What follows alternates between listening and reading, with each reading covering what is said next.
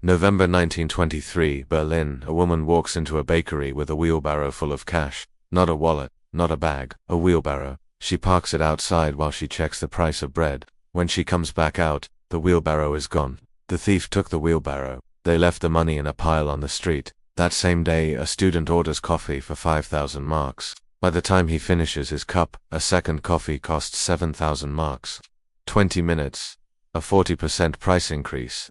$1 now equals 4.2 trillion German marks. But here is what makes this different. This was not a quick crash. This was not a sudden disaster. This was a slow-motion collapse that everyone saw coming, and nobody could stop. How does an entire nation watch its money become worthless? And why are we watching the exact same pattern unfold right now? This is the story of the Weimar hyperinflation. By the end, you will understand the 7 steps that destroy a currency. See how central banks create the crisis they claim to prevent, and recognize the warning signs flashing today. This is not just history, this is a warning. It is January 1919. Germany. The war is over, the Kaiser is gone. The empire has collapsed. In its place stands something fragile. The Weimar Republic, a democracy born from defeat. Walk through Berlin and you see a city transformed. The grand boulevards remain, but now they are filled with wounded soldiers, unemployed workers, and women in mourning clothes. The smell of coal smoke hangs heavy. Food is rationed. Lines form before dawn. In this world, money still works. Mostly, the German mark has lost some value during the war, but it still buys things. You can still save, you can still plan. For marks still equal roughly $1, like before the war, that will not last. The new government faces an impossible situation. Germany owes 156 billion marks in war debt. That is just the beginning. Under the Treaty of Versailles signed in June 1919, Germany must pay reparations to the Allies. The final bill arrives in May 1921.132 billion gold marks. More than $500 billion in today's money. Germany must pay this in gold or foreign currency, not German marks. To most Germans, this seems like a punishment designed to never end. They are probably right. The annual payments equal to 0.5% of Germany's entire economy, every year for decades. But beneath the surface, something else is happening. The government discovers a secret weapon, the printing press. Meet Karl Hefferich. He served as Treasury Secretary during the war. He believes in something called capitalism. The idea is simple. Money has value because the government says it does. If you need more money, you print more money. The economy will absorb it. He is wrong, but he does not know that yet. Then there is Rudolf Havenstein. He runs the Reichsbank, Germany's central bank. He is 66 years old in 1919. He has run the bank since 1908. He believes the mark is losing value because of reparations and trade deficits, not because of printing. His solution to every problem is the same: print more. But Jorma Schacht sees something different. He is a banker. He watches the money supply growing. He notices prices rising faster than they should. He warns that printing money to solve debt problems is like drinking seawater to solve thirst. It makes the problem worse. Nobody listens. Not yet. What none of them know yet is that they are about to create the textbook case of how to destroy a currency. Future economists will study what happens next for the next 100 years. The pattern is already forming. The government needs money. Raising taxes is politically impossible. The people are already suffering. Borrowing is expensive. Germany's credit is terrible after losing the war. That leaves one option: print. In 1919, the government prints 50 billion marks. In 1920, they print 150 billion more. A mark begins to slide. From 4 to the dollar to 70 to the dollar by the end of 1920. Then 180 to the dollar in 1921. Prices start to rise. Not dramatically, not yet, just enough to notice. A loaf of bread that cost 1 mark in 1919 now costs 4 marks. Annoying, but manageable. Most people assume this is temporary, post-war adjustment. Things will stabilize. They always do. They do not. June 1922, the mark stabilizes around 322 the dollar. International conferences convened. J.P. Morgan Jr. organizes meetings to restructure Germany's debt. Economists propose solutions. For a few months, it looks like maybe, just maybe, the crisis can be contained. Then everything accelerates. By December 1922, the mark hits 7,400 to the dollar. The cost of living index jumps from 41 to 685 in 6 months. That is a 17-fold increase in half a year. What happened? Germany missed its 34th reparations payment in 36 months. The payment was cold. Germany was supposed to deliver coal to France and Belgium. It did not. Germany claimed it could not afford to give away its industrial resources while its economy was collapsing. France and Belgium claimed Germany was deliberately sabotaging the agreement. On January 11, 1923, French and Belgian troops marched into the Ruhr Valley. This is Germany's industrial heart. Coal mines, steel factories, manufacturing plants. Without the Ruhr, Germany cannot function. The German government makes a decision that will destroy the mark forever. They call for passive resistance.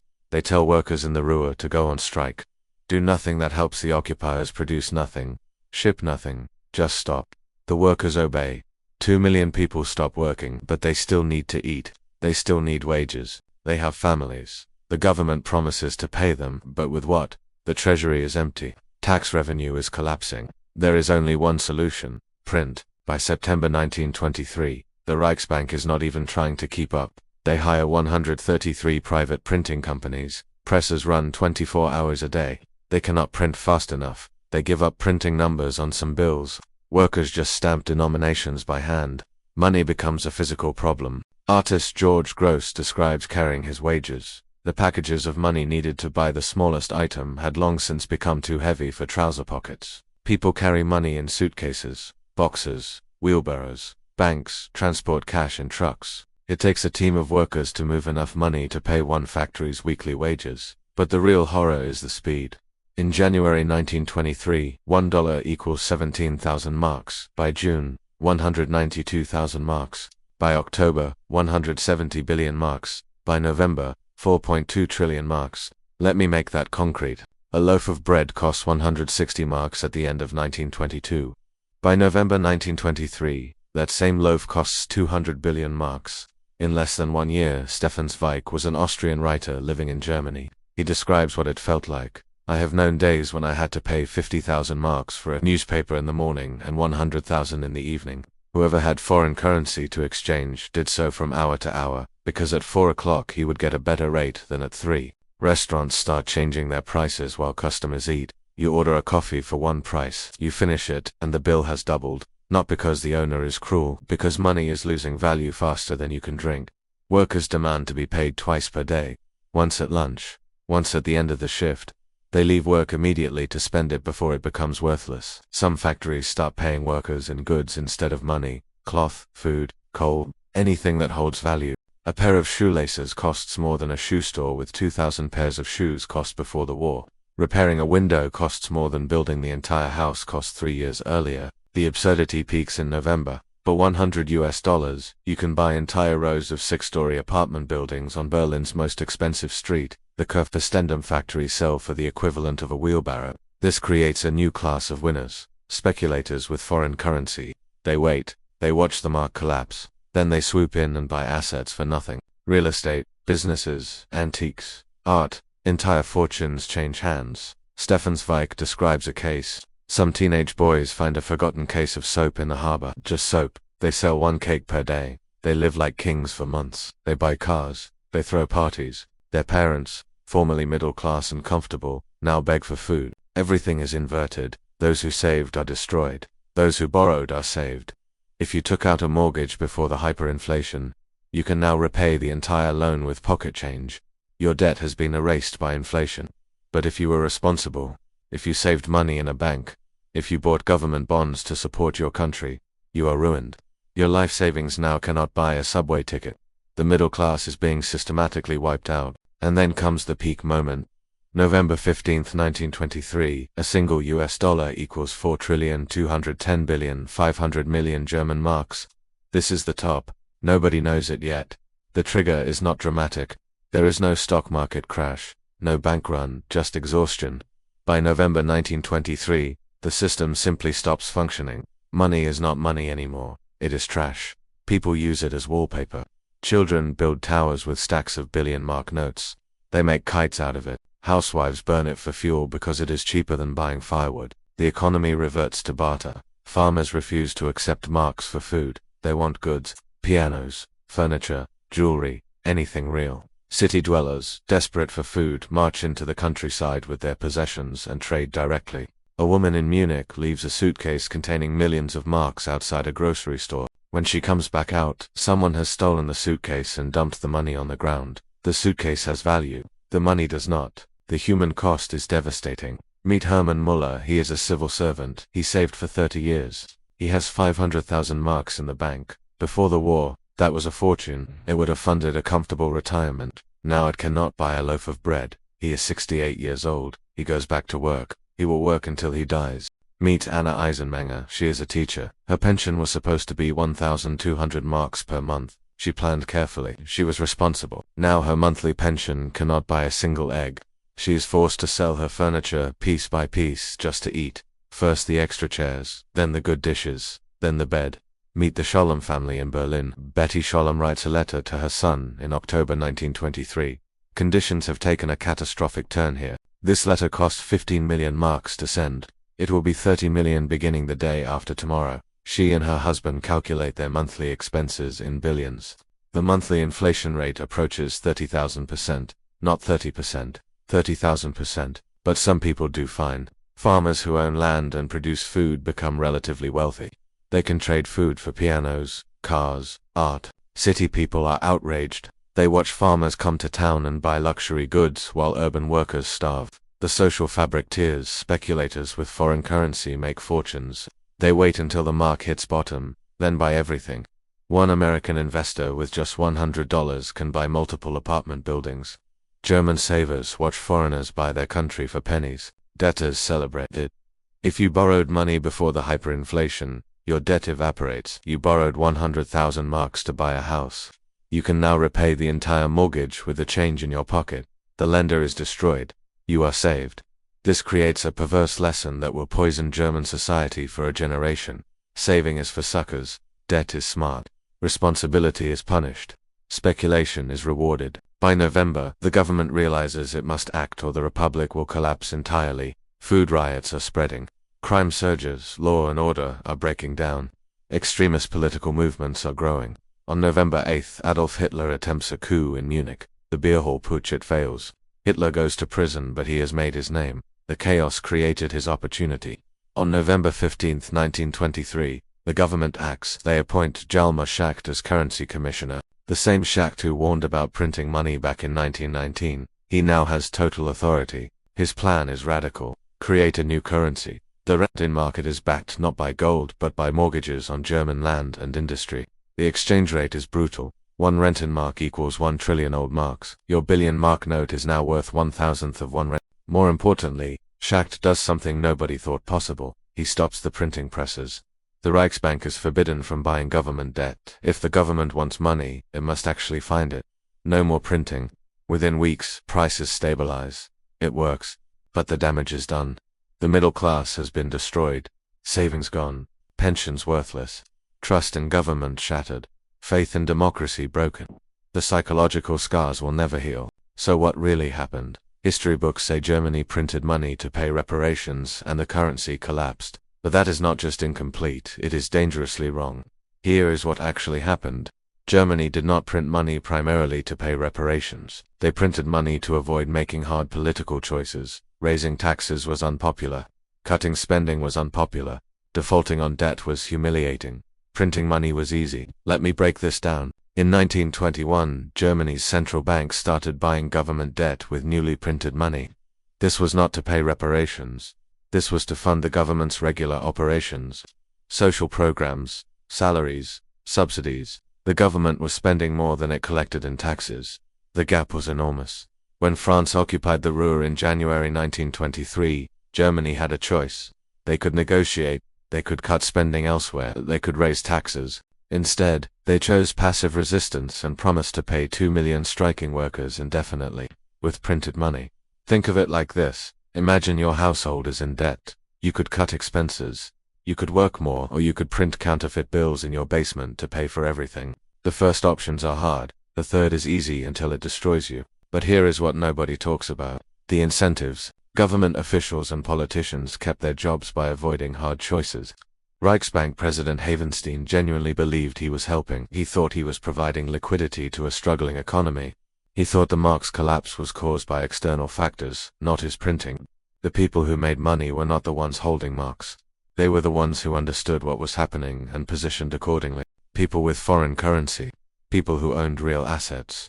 People who borrowed heavily before the inflation. Speculation became an industry. Banks and wealthy individuals would borrow marks, immediately convert them to foreign currency or goods, then repay the loans later for nothing. This was legal, it was rational, and it accelerated the collapse. The system was designed to reward insiders and punish savers. The longer it continued, the more people learned to game it, and the faster it spiraled. This was not an accident. This was not just stupidity. This was a set of incentives that made collapse inevitable once the printing started. Now let me show you the pattern. This is the currency destruction formula. It happens every time. First, the fiscal crisis. Government spending exceeds revenue. The gap is structural, not temporary. Second, political paralysis. Raising taxes is unpopular. Cutting spending is unpopular. Nobody wants to make the hard choice. Third, the easy money solution. Print money to bridge the gap. It seems to work at first. Prices rise slowly. The crisis appears manageable. Fourth, the acceleration trigger. Some external event makes everything worse. In Germany's case, the Ruhr occupation, this forces a massive increase in printing. Fifth, psychological shift. People lose faith in the currency. They spend immediately. They hoard real goods. This speeds up velocity of money and multiplies inflation. Sixth, the death spiral. Printing causes inflation. Inflation requires more printing. More printing causes more inflation. The feedback loop becomes unstoppable. Seventh, the replacement. Eventually, a new currency must be created. The old one is abandoned. Savers are wiped out. The slate is wiped clean, but trust is destroyed for a generation. This pattern has repeated in every hyperinflation: Zimbabwe, Venezuela, Hungary. After World War II, Yugoslavia in the 1990s, Argentina multiple times. Once you see it, you cannot unsee it. Now let us talk about 2024 and 2025. Right now, central banks around the world are conducting the largest monetary experiment in history. The Federal Reserve's balance sheet peaked at $8.9 trillion in 2022. They printed $5 trillion in 2 years during COVID. The European Central Bank printed 3.3 trillion euros. The Bank of Japan's balance sheet equals more than 100% of Japan's entire economy. On December 12, 2024, the Federal Reserve announced something remarkable. They are resuming quantitative easing. They call it reserve management, not QE, but that is semantics. They are buying $40 billion in Treasury securities every month. That is $480 billion per year. The printing presses are running again. Sound familiar? Let us run through the checklist. Fiscal crisis. Check. The US government spends $6.8 trillion per year. It collects $4.9 trillion in taxes. That is a $1.9 trillion annual deficit every year. The national debt is $36 trillion and growing. Political paralysis. Check. No major party proposes actually balancing the budget. Cutting spending is politically impossible. Raising taxes is politically impossible. So they borrow and print. Easy money solution. Check. Interest rates were held at zero for years. The Fed printed trillions. When inflation appeared, they raised rates briefly. Now they are cutting again and resuming QE while inflation remains at 3%, above their 2% target. The official explanation is that they need liquidity for tax day in April 2026, but simple math reveals the scale. 40 billion per month from December through April equals 200 billion in new money creation. For a temporary tax problem, that does not add up. Here is what is different this time. Modern central banks claim to have learned from Weimar. They have sophisticated models. They have PhD economists. They have inflation targets and forward guidance and data-driven policy. They say this time is different because they know what they are doing. But the pattern looks eerily similar. The psychological shift is beginning. Central banks around the world are buying gold at the fastest pace in decades. They bought over 1,000 tons in 2023 and 2024 each. They are buying again in 2025. Why? Because they do not trust each other's currencies. Gold hit record highs above $4,300 per ounce in December 2025. That is a 60% increase in 1 year. The best performance since 1979. Gold does not gain value. The dollar loses value. Cryptocurrency has surged. Bitcoin broke $100,000. People are searching for alternatives to fiat currency, just like Germans searched for alternatives to the mark in 1923. Asset prices are at bubble levels. The stock market hit new all-time highs every week in 2024. Price-to-earnings ratios match the dot-com bubble peak. Home prices are at all-time highs despite mortgage rates being elevated. Commercial real estate is in distress, but prices do not fall because cheap money keeps flowing. Now, is this exactly like Weimar? No. We have better institutions. We have deposit insurance. We have floating exchange rates instead of fixed gold standards. We have global reserve currencies. We have sophisticated financial instruments. These could change the outcome. Or they could just change the timeline, make it slower, spread the pain over decades instead of months. But here is what history teaches.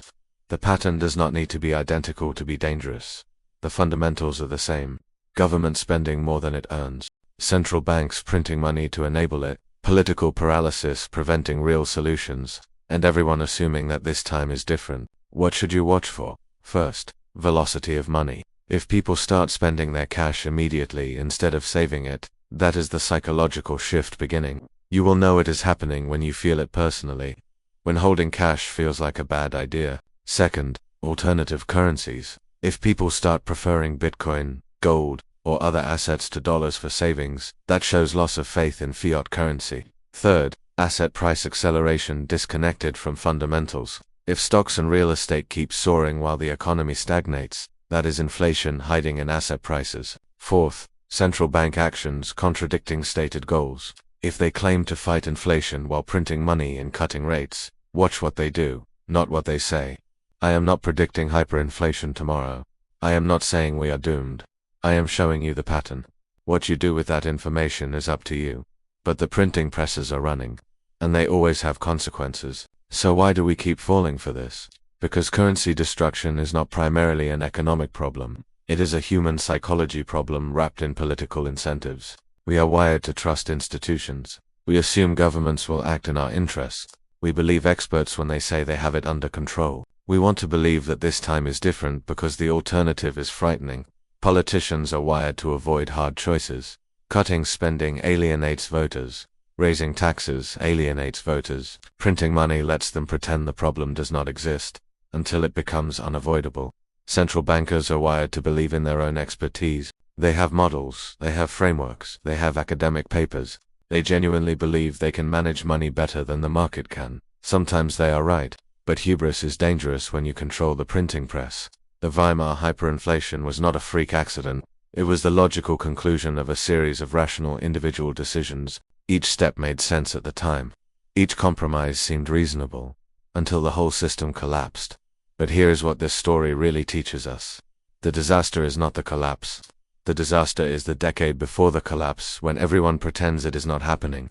The disaster is the slow destruction of savings, the transfer of wealth from savers to speculators, the erosion of trust, the fraying of society. By the time wheelbarrows full of cash became necessary, the real damage was already done. Every generation thinks they have evolved past the mistakes of their grandparents. Every generation has better technology, better institutions, better understanding. Every generation learns the same lesson the hard way. The question is not whether currency crises will happen again. They will. The question is whether you will recognize the one you are in. Understanding this does not give you a crystal ball. Markets are complex. Timing is impossible. You could be right about the pattern and wrong about the timeline. You could prepare for a collapse that takes decades to arrive, but you gain something more valuable than prediction. Pattern recognition. When everyone around you says deficits do not matter, you will hear an echo from 1922 Weimar. When central bankers say they have inflation under control while printing money, you will remember Rudolf Hayek. When politicians choose easy money over hard choices, you will recognize the pattern. That voice is history speaking. Listen to it. You cannot control central banks. You cannot control government spending. You cannot control whether other people learn from the past, but you can control your own financial decisions. You can control whether you save in assets that governments cannot print. You can control whether you understand the difference between nominal wealth and real wealth. You can control whether you learn from the past. The Germans who survived Weimar with their wealth intact were not the ones who trusted the system. They were the ones who owned real assets, land, factories, foreign currency, gold. They understood that paper money is a claim on value, not value itself. That lesson is timeless. Now I want to hear from you. Do you see this pattern in today's economy? What am I missing? What do you think happens next? Drop your thoughts in the comments. The best analysis often comes from you, not me. If this changed how you see monetary policy, hit that like button. Subscribe if you want more economic history that actually matters. Next time, we are diving into the Mississippi Bubble of 1720, the first time a central bank destroyed a currency through speculation, another pattern hiding in plain sight, another lesson they do not teach in school. Remember, history does not repeat, but it rhymes, and right now, it is rhyming loud. The printing presses are running. They always have consequences. See you in the next one.